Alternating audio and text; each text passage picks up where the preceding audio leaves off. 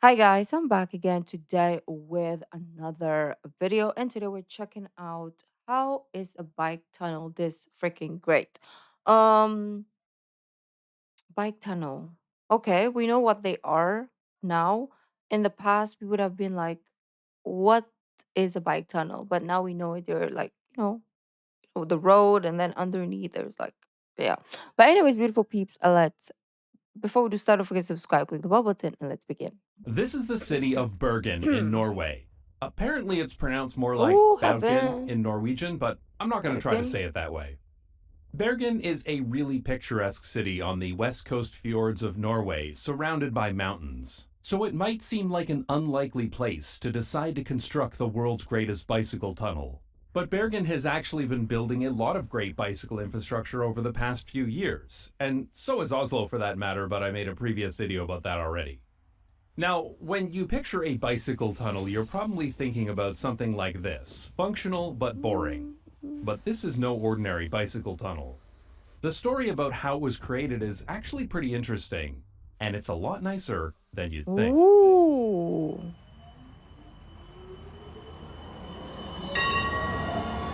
Over the past few decades, the city of Bergen has been building a series of light rail lines called the Bybanen. And in Mm. 2016, they approved plans for a new line to connect the city center to the suburb of Fyllingsdalen in the south.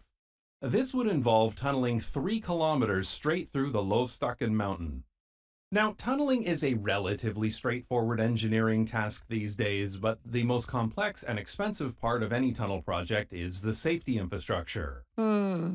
There's actually a company in the US that just skips all of that pesky safety stuff and pretends they can build a tunnel cheaper than anyone else. But we're talking about a real tunnel project here, not a toy tunnel for electric taxis. So in this case, the emergency tunnel had to run parallel to the main tunnel and be wide enough to fit ambulances and fire trucks in the case of an emergency. So Ah. that was the plan, build an LRT tunnel with an emergency tunnel running parallel to it. But somewhere during the planning process, That's very smart. Like, I think this is just me guessing. I think, right, if this project was done here, nobody trust me, nobody's gonna think about, oh, let's make this an emergency shenanigan, like not shenanigan, but like an emergency for ambulance and fire trucks and all that. Either they don't think about it, or they're not even going to build this tunnel first place for bicycle. They're like, why should we do this for bicycles? Like, we're wasting space. That's what they would think, right? They'll make it more for cars, and then it's gonna be traffic again. This is smart. tunnel with an emergency tunnel running parallel to it. But somewhere during the planning process, a clever person realized that this emergency tunnel, with a few upgrades, could be converted into the longest bicycle tunnel in the world. And that's how the Mm. Fyllingsdalen Bicycle Tunnel was born. And I have to say, this tunnel is Oh, really, wow. really nice. They went far and beyond the minimum that was required here. I read that Oh. as part of the design process, they employed an architectural psychologist. I didn't even know that was a job. But they did this to ensure that the tunnel was comfortable and inviting, and to provide enough variation to give a sense of orientation and a feeling of advancement Mm. as you move through it. And it really shows. I mean, it's a tunnel, but somehow it's also genuinely interesting. Are those security? Because I was literally going to say I don't know about it, because people can commit crime, but I don't know if they are security. You guys let me know.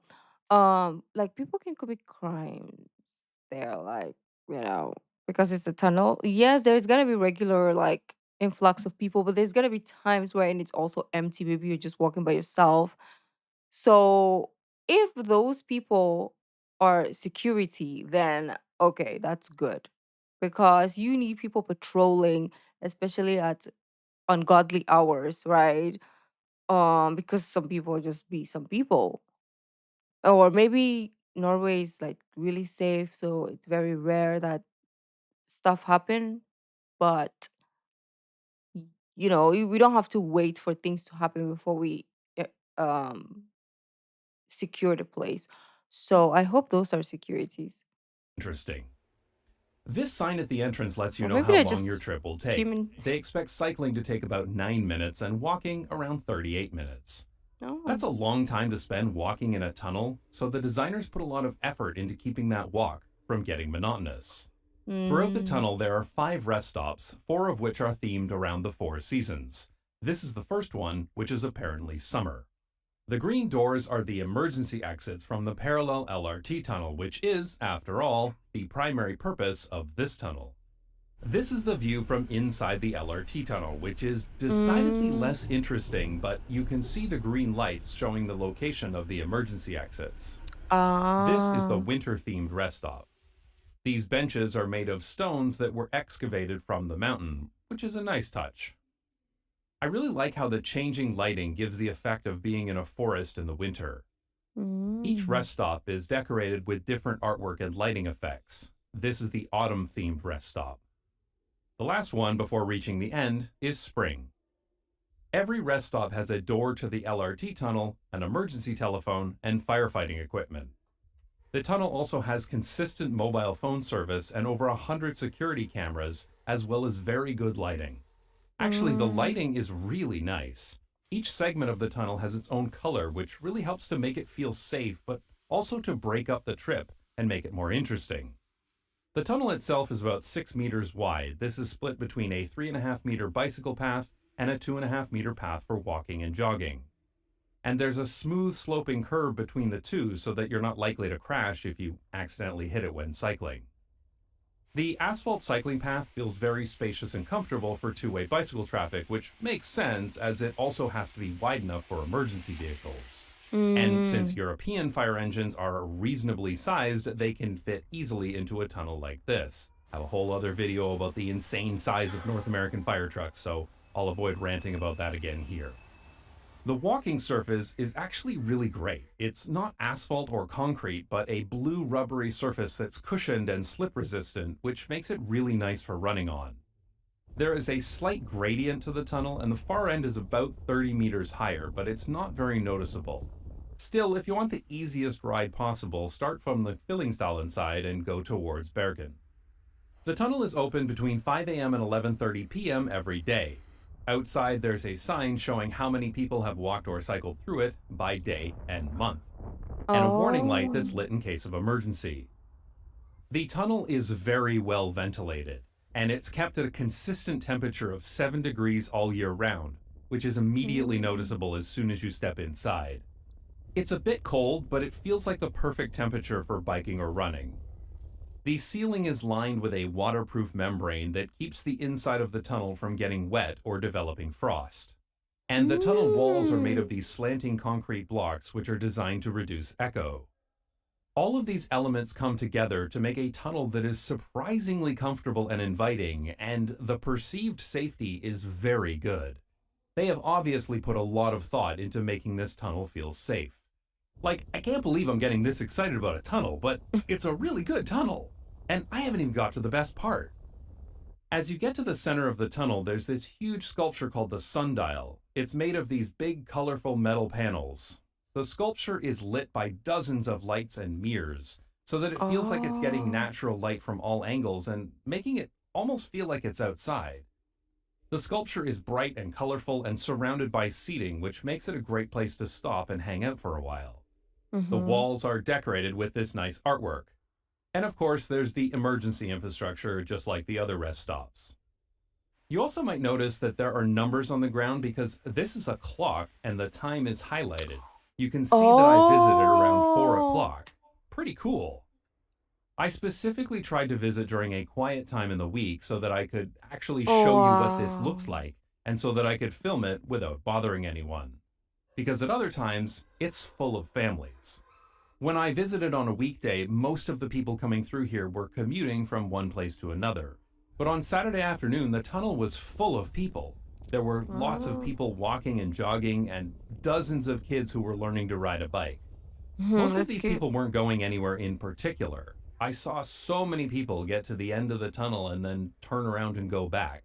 And several people left their Oh. water bottles and bags at one end and came back for them after doing a few laps.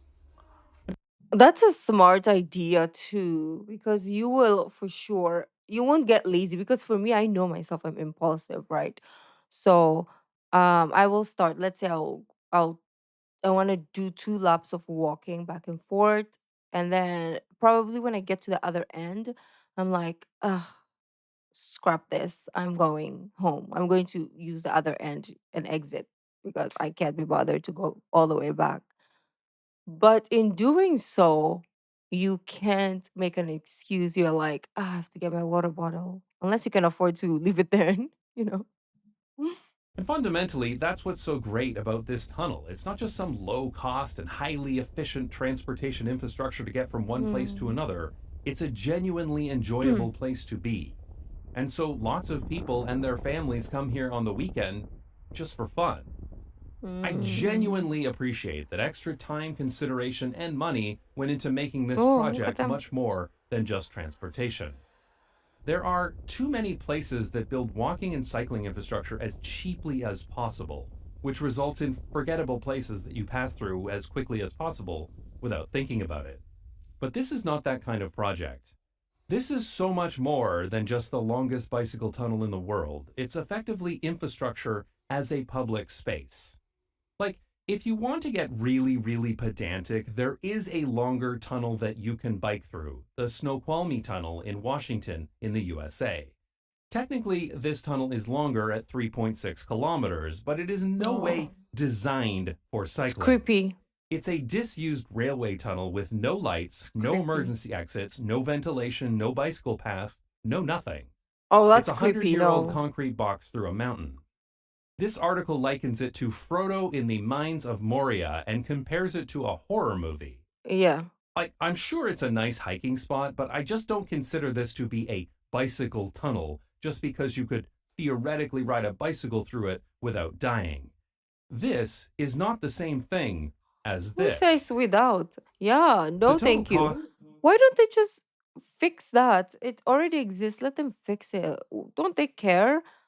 Here, it's beautiful and all, and I'm already like skeptical about the safety, especially if it's late or at ungodly hours, like I said. How much more that one? Even if it's like 20, okay, like a lot of people, I'm still not going. Nope, you're not gonna catch me. No, thank you. I will walk the longer way, meet you at the end. But me, no.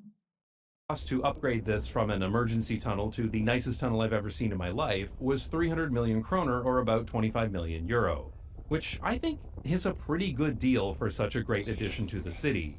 Mm. What's also great is that the cycling infrastructure doesn't just end when you get to the other side. The far side connects to these protected bicycle paths that go farther into the suburbs. And the city side connects to a protected bicycle path that runs along the LRT Oh. line and into the city center. These new bicycle paths are completely separated from motor vehicle traffic, and they're very comfortable to ride on. I am always being told by Canadians that the reason we can't build bike lanes in Canada is because of the winter, which is why you'll only find bicycle infrastructure like this in a city without any snow. You know, like Bergen in Norway. Bergen also has a lot of hills, the other popular excuse of bicycle infrastructure detractors. This is a city that's great for e-bikes. But for my rides around town, I use the Bergen bike share bikes, and since they don't have any electric bikes, I had to use acoustic bikes. The Mm. bikes do have very nice stepless gears though, which really helps.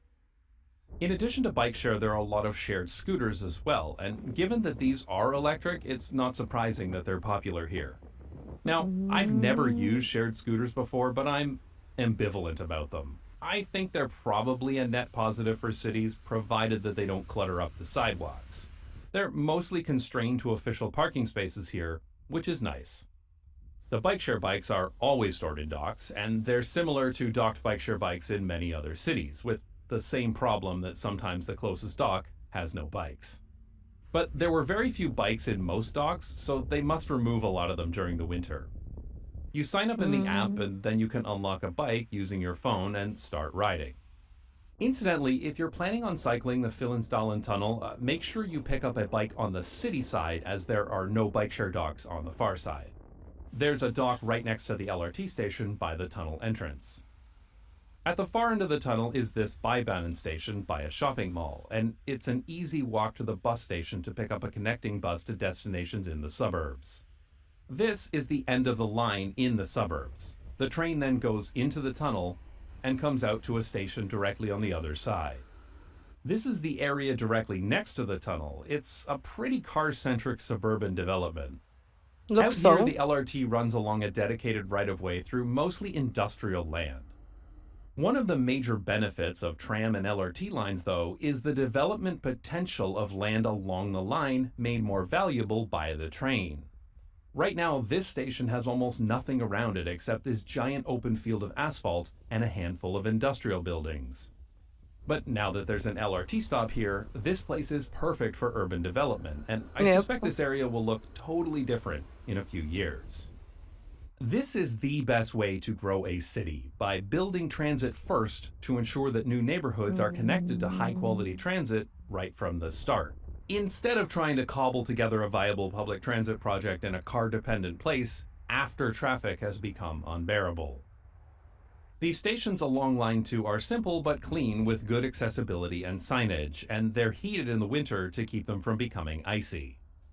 The platforms are built for level boarding, and this is a major reason why I love trams. There Interesting. is no transportation more convenient to use than ground level tram stations with level boarding. It doesn't matter if you're walking, pushing a stroller, carrying something heavy, or using a wheelchair. You just walk or roll right onto the tram and it takes you to where you're going.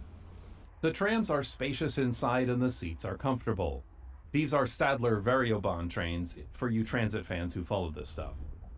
They accelerate very quickly and get up to pretty high speeds between stations. I clocked it at almost 70 kilometers per hour. All of the stations are above ground except for this one at the hospital.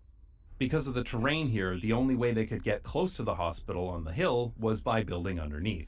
And it is surprisingly far underground. Oh, wow. It's a beautiful station with nice artwork, great lighting, and good wayfinding. Now, I'm sorry to have to do this, but literally every single time I mention Norway in any video, there's a bunch of people who come crawling out of the shadows to say, like, infrastructure like this is only possible because Norway has lots of oil. Basically making excuses as to why their country isn't building anything like this. And it's true that Norway has a sovereign wealth fund that's valued at over €1 trillion. But that's not particularly useful to talk about here because a large part of this project was funded by road tolls. Since 2002, motor vehicles have been tolled when coming into the city of Bergen, with a price dependent on the time of day and the type of vehicle. And these kind of road tolls are something that every city can and should implement right now to fund transit and cycling infrastructure. No oil money required. Though regardless, I always roll my eyes when I see this oil fund excuse from Americans in particular. I mean, the US is literally the wealthiest country in the history of the world.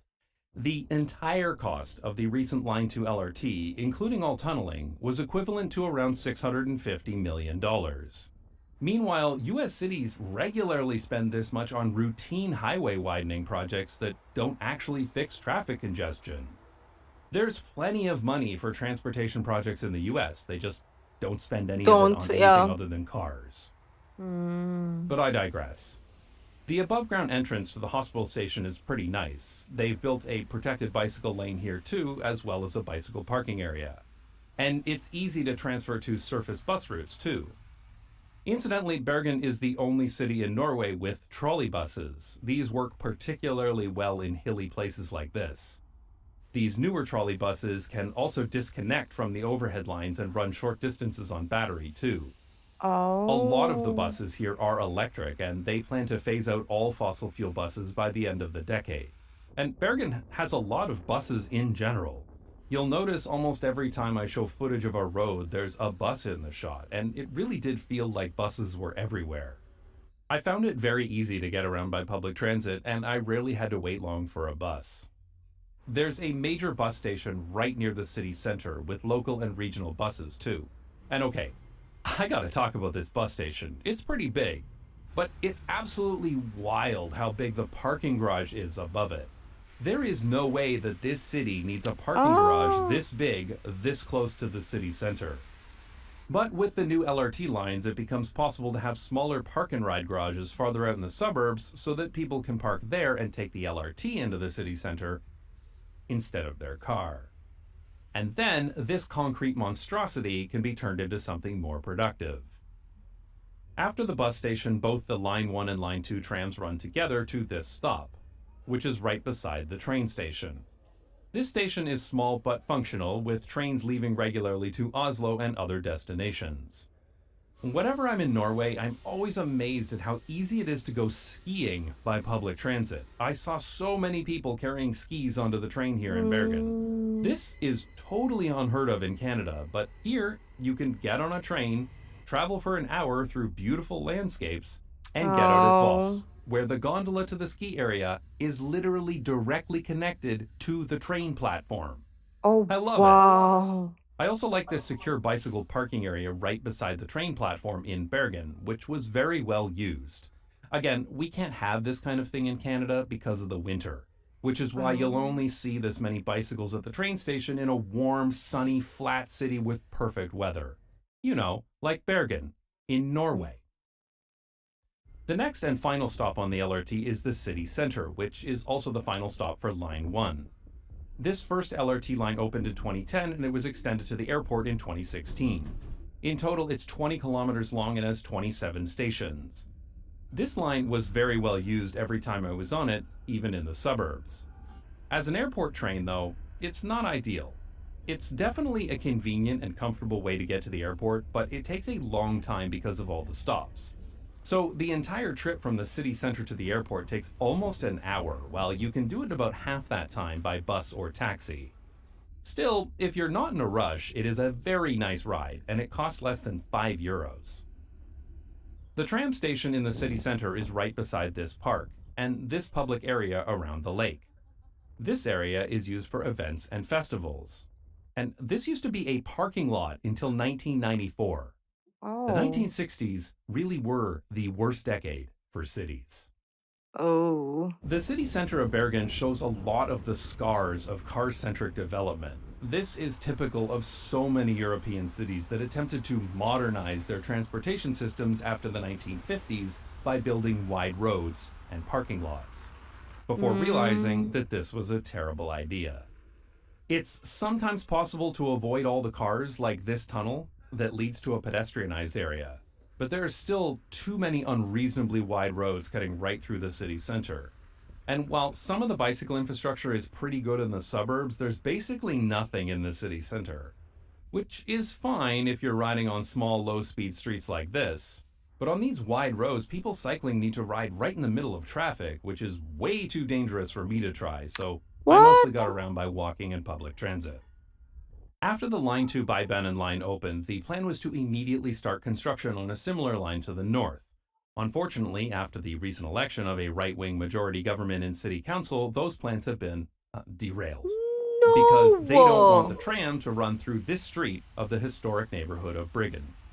This is the famous street of Bergen and a UNESCO World Heritage Site that Okay, you'll see a fine. million photos of online, though usually with the saturation cranked up to 11 so that they stand out on Instagram. So I was Um, pretty disappointed to read that the new plan is to tunnel the tram under here, which isn't great because tunneling trams under urban neighborhoods is a surefire way to balloon budgets, push out construction times, and ensure that less transit is ah. built. But I also feel like it completely misses the point of trams because they are the single best type of public transit for building great urban places when they're Mm. built on the surface. The Amsterdam city center is also a UNESCO World Heritage Site, and the trams make it better, not worse. The original proposal for a car-free Brygge with the Bybanen line is objectively better than what's here today. And I have to point out that if they're really concerned about historic preservation, they would put the tram back, because Oh. there used to be one here. Now, I don't know Oh. anything about Norwegian politics, Or make it like the design the trams like the olden times so it can feel at home. I don't know. Um, they probably have other reasons, but but I am always suspicious of politicians who are really concerned about historic preservation when it comes to trams going by every 5 to 10 minutes. but don't seem bothered by Mm, the existing busy road with a constant stream of cars, and the mm, massive road cutting directly through the city center that drivers take to get there.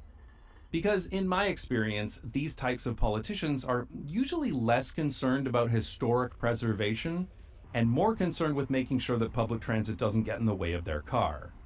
But regardless, whatever LRT project ends up getting built, there's one thing I know for sure: this street should be pedestrianized.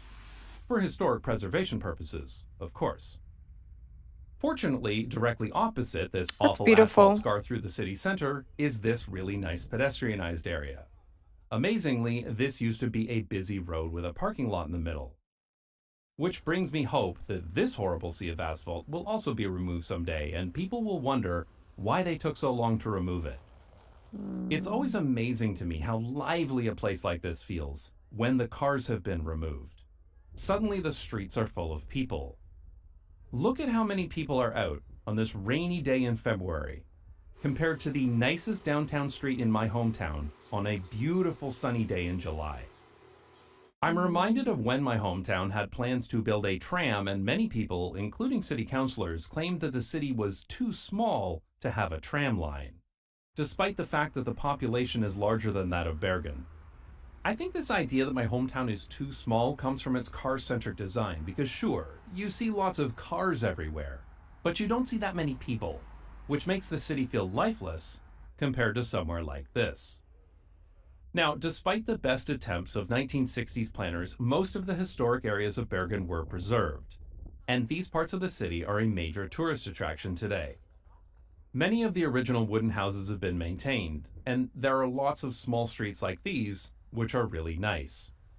I recently made a video about the brick streets in the Netherlands and why they're great. And despite literally showing a clip from Oslo in that video that included this big pile of snow, I had dozens of people tell me that these kind of streets are impossible in places with snowy weather.